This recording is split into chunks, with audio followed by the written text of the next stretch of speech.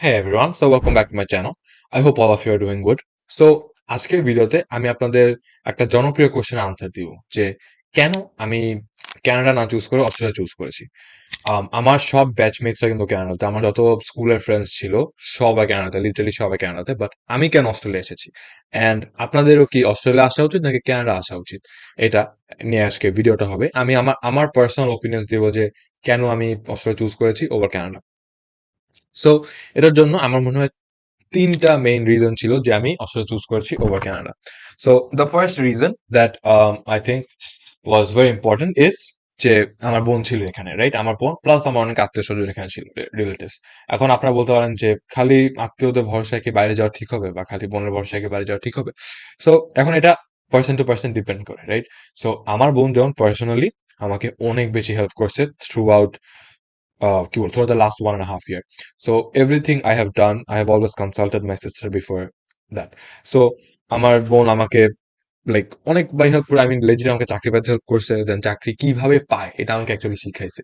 যে কিভাবে তুমি ইন্টারভিউতে কথা বলবা, কিভাবে তুমি রেজিউমে বানাবা, কিভাবে মানুষজনের সাথে কথা বলে মানুষজন খুশি হয়ে তোমাকে চাকরি দিবে, how to be more appealing, how to be more confident. And then of course Australia যে নতুন দেশ আমার জন্য, রাইট? আমি কিচ্ছু জানি না, কোথা থেকে বাজার করতে হয়, কেমনে চলতে হয়, এক জায়গা থেকে আরেক জায়গা কেমনে যায়, তারপরে কোথায় কি রেস্টুরেন্টস আছে, ইউনিভার্সিটি কেমনে ট্যাকল দিতে হয়, ইউনিভার্সিটি পড়াশোনা কেমনে করলে ভালো হয়, ইউনিভার্সিটির প্রফেসরদের সাথে কেমনে কথা বলতে হয়, কেমনে ট্যাকল দিতে হয়, এই সব কিছু টপ টু বটম সবকিছু আমাকে আমার বোন শিখাইছে। And at the same time রান্না করাও, কি কি রান্না অস্ট্রেলিয়াতে ইজিয়ার বাংলাদেশি স্টাইল। যেমন আমি পার্সোনালি বাংলাদেশে খাওয়া অনেক খাই, because I don't like Aussie food. So আমি যেমন বাংলাদেশি খাবার খাই, রাইট? সো কিভাবে অস্ট্রেলিয়াতে বসে বাংলাদেশে রান্না করা যায়, বাংলাদেশের যেসব খাই আমরা ওইসব ইনগ্রিডিয়েন্টস আমি কোথায় পাবো, সব আসলে everything that I have learned till today. And আমি আপনাদেরকে ইনফ্যাক্ট ভিডিওতে যত কিছু বলি অনেক কিছু আমার বোন থেকে নেওয়া, right? In fact 90% of the stuff that I tell you guys are from my sister. I've learned all of those things from my sister. And আমি জানি যে সবার এরকম অস্ট্রেলিয়াতে বড় ভাই বা বোন থাকে না। এর জন্যই আমি অনেস্টলি চ্যানেলটা খুলেছি, সো দ্যাট আমি আপনাদেরকে সবকিছু বলতে পারি। আপনি যদি আমার চ্যানেলের পুরান ভিডিওতে যাবেন, দেখবেন আমি একদম প্রথম থেকে অনেক কিছু যত জিনিস আমি শিখছি through out the last 1.5 year আমি ইন অস্ট্রেলিয়া, সবকিছু আমি আপনাদেরকে বলছি। অ্যান্ড এর জন্যই আমি অনেস্টলি অস্ট্রেলিয়া চুজ করেছি। আমাকে জব টব পাওয়াতে অনেক হেল্প করছে আমার বোন, থাকা খাওয়া ইনিশিয়াল ডেজে। যেমন এখন আমার বোন অন্য সিটিতে থাকে, আমার সাথে সেম সিটিতে থাকে না, বাট স্টিল অনেক হেল্প করছে। যখন আমি নতুন ফার্স্টলি, আমার বোন সিডনি থাকে, আমি এখানে থাকি, বাট আমি তাজমানিয়াতে থাকি।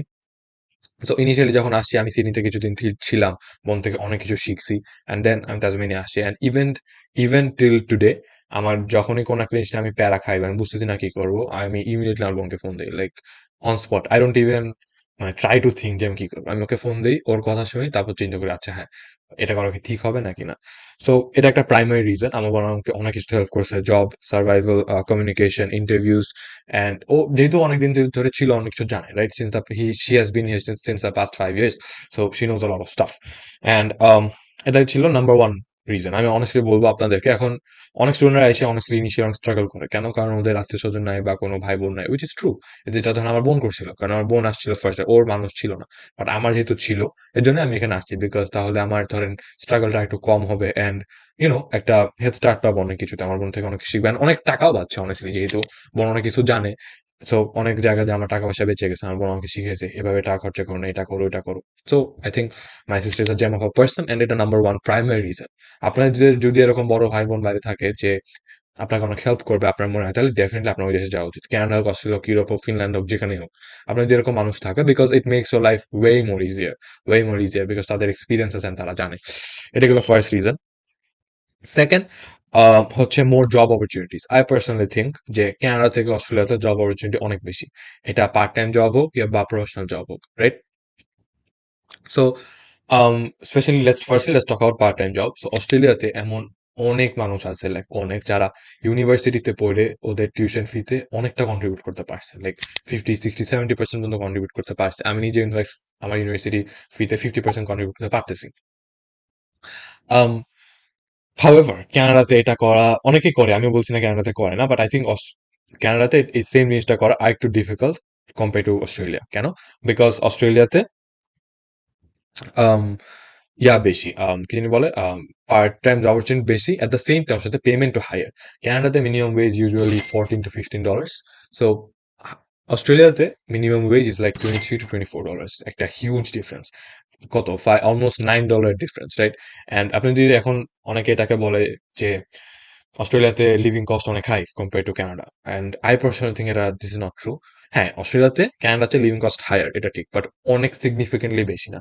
আপনি যদি অস্ট্রেলিয়ার মিনিমাম ওয়েজ কানাডা মিনিমাম ওয়েজের সাথে কম্পেয়ার করবেন, আপনি দেখবেন একটা হিউজ লাইক ভাস্ট ডিফারেন্স, কোথায় $15, কোথায় $24। হবে আপনি যদি লিভিং কস্টে দেখেন, তাহলে অস্ট্রেলিয়া আমি বলবো একটু এক্সপেন্সিভ, খুব একটা এক্সপেন্সিভ না compare to Canada. That's my personal opinion. এখন আবার অনেকে কি উল্টাপাল্টা কম্পারিজন করে, দ্যাট ইজ ধরেন অস্ট্রেলিয়ার সিডনিকে কানাডার অ্যালবার্টার সাথে কম্পেয়ার করে, রাইট? এটা এই কম্পারিজন তো হয় না। সিডনি হচ্ছে অস্ট্রেলিয়ার like most vibrant city, and কানাডাতে অ্যালবার্টা মানে এত ভাইব্রেন্ট সিটি না। আপনি যদি কম্পেয়ার করতে, আপনি সিডনিকে টরন্টোর সাথে যদি কম্পেয়ার করেন, কানাডা আর সিডনি আর টরন্টোর একটা ভালো কম্পারিজন আপনি করতে পারবেন। ইনফ্যাক্ট সিডনি আর টরন্টো যদি আপনি কম্পারিজন করবেন, আপনি দেখবেন টরন্টো একটু একটু বেশি expensive, in fact because very expensive.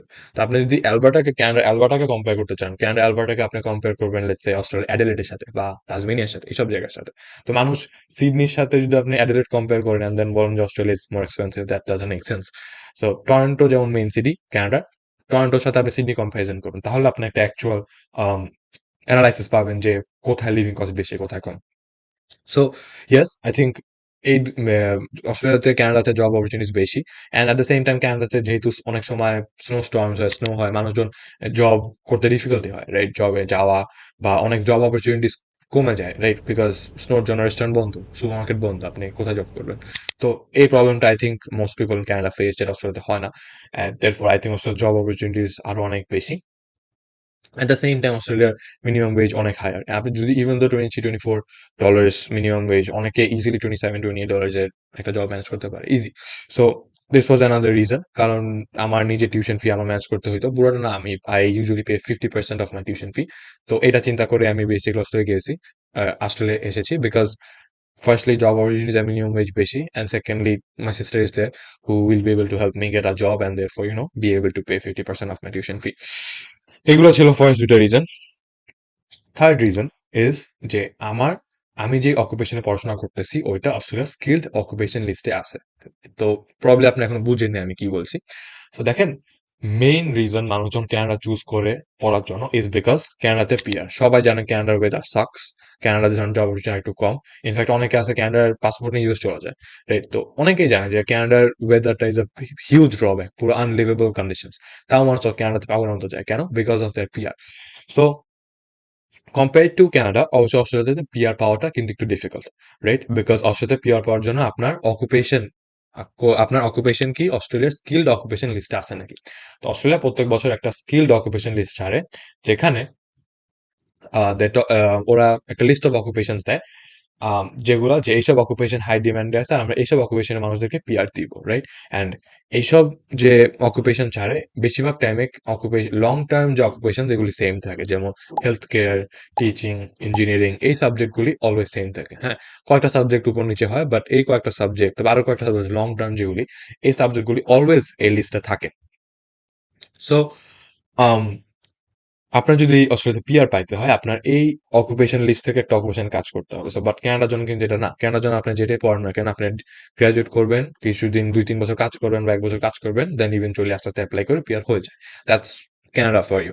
হয় অস্ট্রেলিয়ার জন্য আপনার যদি এই অকুপেশন লিস্টে থাকে, তাহলেই অনলি আপনি পিআর পাবেন। তো আপনি ধরেন এই অকুপেশন লিস্টে, ধরেন লেটস সে আমি ইঞ্জিনিয়ারিং পড়তেছি, সো আমার যেটা করতে হবে, আমি ইঞ্জিনিয়ারিং গ্রাজুয়েট করবো, দেন আমার কিছুদিন কাজ করতে হবে, অ্যান্ড দেন আমি পিআর এর জন্য অ্যাপ্লাই করবো, অ্যান্ড ইনশাল্লাহ অবশ্যই চাবো যেন আমার পিআর হয়ে যায়। সো আমি আসলে চুজ করেছি কারণ আমি যেই পড়াশোনা করতেছি, যেই লাইনে পড়াশোনা করতেছি, ওইটা ওদের স্কিল অকুপেশন লিস্টে আছে। যেমন আমি ইঞ্জিনিয়ারিং পড়তেছি, রাইট? সো ইঞ্জিনিয়ারিং, সব টাইপ অফ ইঞ্জিনিয়ারিং কিন্তু ওদের স্কিলড অকুপেশন লিস্টে আছে। সো আমি যেমন সিভিল ইঞ্জিনিয়ারিং পড়তেছি, ওটা ওদের স্কিলড অকুপেশন লিস্টে আছে। এটার জন্য আমি অস্ট্রেলিয়া চুজ করতে খুব একটা প্যারা খাইনি। অনেক মানুষ যেমন, বেশিরভাগ মানুষ, আমার অনেক ফ্রেন্ড ওরা অস্ট্রেলিয়া আসতে চাইছিল, but they eventually didn't choose Australia, they choose Canada. Why? Because অস্ট্রেলিয়ার অকুপেশন লিস্টে যে অকুপেশন আছে ওগুলো পড়বে না। ওরা ধরেন কমার্স সাইডে কিছু একটা পড়তেছে, লেটস মার্কেটিং, ফাইন্যান্স, বিবিএ, এসব ওরা পড়তেছে। তো এগুলি অস্ট্রেলিয়ার অকুপেশন লিস্টে নাই, যেটার কারণে ইভেনচুয়ালি ওয়েন দে গ্রাজুয়েট ওদের পিআর পাইতে ডিফিকাল্ট হবে। সো এর জন্য আমি আসলে চুজ করছি যে আচ্ছা আমার তো অকুপেশন ওদের অকুপেশন লিস্টে আছে, ইনফ্যাক্ট আমি যেটা পড়তেছি ওটা ওদের লং টার্ম অকুপেশন লিস্টে আছে। So there is a good chance. অবশ্যই সবকিছু আল্লাহর হাতে। আমি এখন এগুলো আমি প্ল্যান করে আসছি, বাট অ্যাকচুয়ালি কি হয় তো বলা যায় না, রাইট?